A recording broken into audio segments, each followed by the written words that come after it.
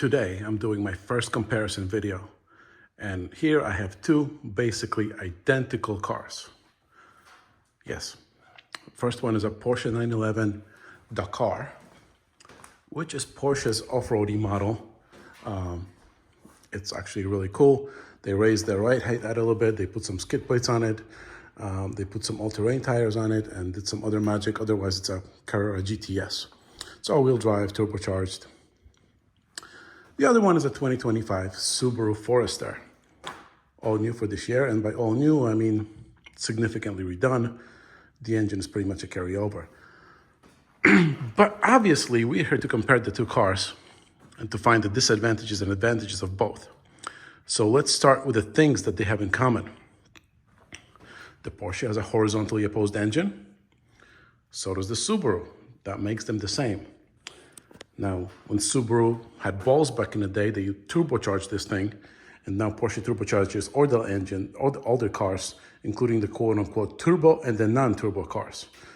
It's not confusing at all, but they're all turbocharged, even the turbo and the non-turbo. This is the bottom line. And the Subaru Forester, now none of them are turbocharged, but they used to be turbocharged, and they may be in the future, but they just introduced a hybrid model, so probably not. So with 473 horsepower, advantage goes to the Porsche. But hold on. Let's go to transmission. This has I think a dual clutch transmission at this point. I forgot what Porsche uses. But it has 7 gears. I have to confirm, I don't remember. It's 10 o'clock at night and I had a long day. So whatever.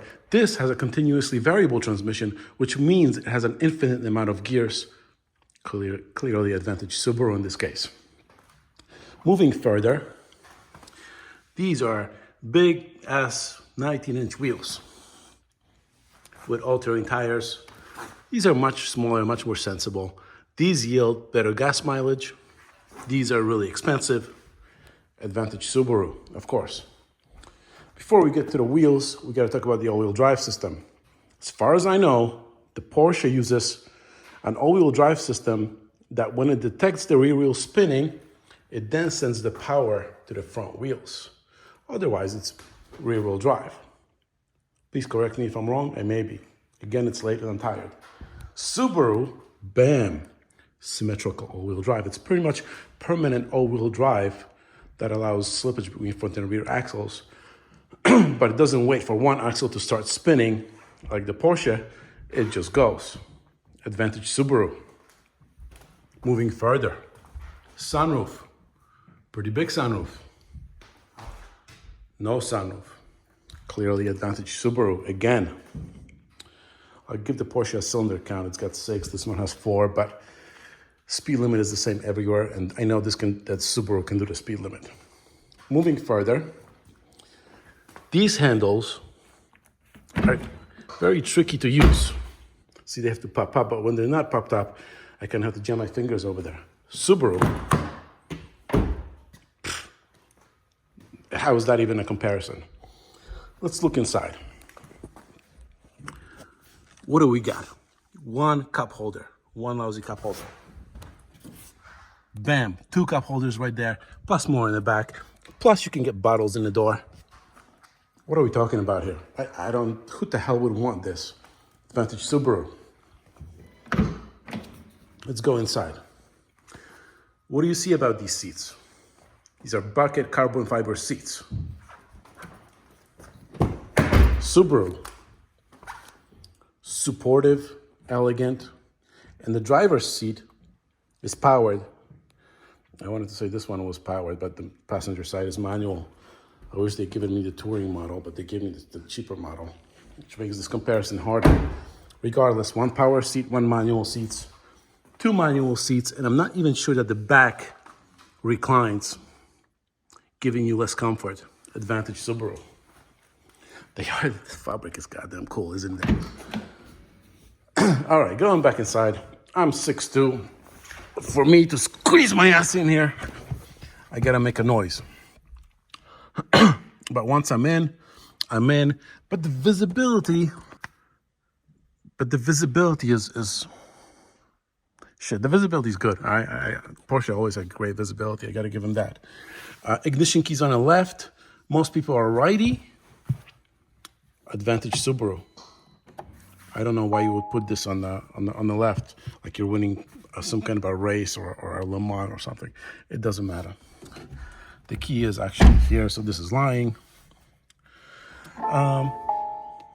More stuff inside of this 911. Ignition is on, so we have all the check engine lights displayed. I didn't want to start the engine because I'm inside the garage over here because it's dark out. Hey, look, it's got driver's and passenger climate control, so that's nice. It's got an exhaust that goes vroom or vroom. It makes more noises. Subaru doesn't have this. It just makes that annoying noise that all Subarus make. I'm gonna give that advantage to the Porsche over here. Just marginal though. It's got a clock, but it's not really a clock. It doesn't tell me time. Shit, it does. It's 9:28. All right, fine. It tells me time, but it's a digital clock that tells me the time, not the cool analog clock. Advantage Subaru, it only has a digital clock. Come on, work with me here. Goddamn, I want to make this funny, but this thing is so nice. Look at this dash, this contrasting stitching, this blue matching seat belt, the blue matching lights, little extinguisher holder. It's such a European thing, and little Dakar badges everywhere. It's got the upgraded something stereo bump boosting. I have no idea, but it's like a 10 grand option probably. There's a lot of headroom here. I can easily put on a helmet and still clear the roof. I could live with this. All right, let me not kill this guy's battery. Let's talk about the Subaru some more. Clearly superior to this because Porsche has made the rear seats optional. Subaru, standard rear seat, not only that, for 3 people. Advantage Subaru. This one has this tiny trunk in the front. I know how to open it.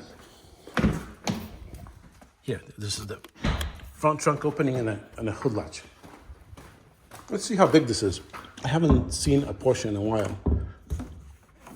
Oh, look. You can see my fingers through here. How the hell do you open it? Ah, there we go. All right, so it's got a little fancy vent thingies. I'm not even gonna check. Advantage Subaru for cargo capacity. What are you gonna fit here? A little cooler maybe, that's it. This is a carbon fiber hood, look at this. Look at the carbon fiber on this side, holy cow. It feels legit light. Holy crap. This is so cool. I'm geeking out over here. Clearly, a heavier hood is a better hood. Advantage Subaru. What does this thing have for tires? I did zero homework for this. Basically, a friend called me and said, hey, I got this in my garage, come over. Pirelli Scorpions, all-terrain tires. I can't tell if they're snow rated or not, or snow duty rated or whatever. See, this is a problem. This, despite having mud guards over here, still splashes over here. Subaru, it's just been washed. It's not dirty. Just kidding. The car is actually owned by owner of a local detailing shop. They also do wraps and all kinds of vehicle modifications. So I'm sure this has all kinds of protection on it. So I wouldn't worry about it. Actually, the splashing looks kind of cool. It gives it a little more of that Dakar feel. God damn, this thing is cool. Not as cool as the Subaru, obviously. Look at the shifter in the Subaru. That's a manly shifter. You just grab it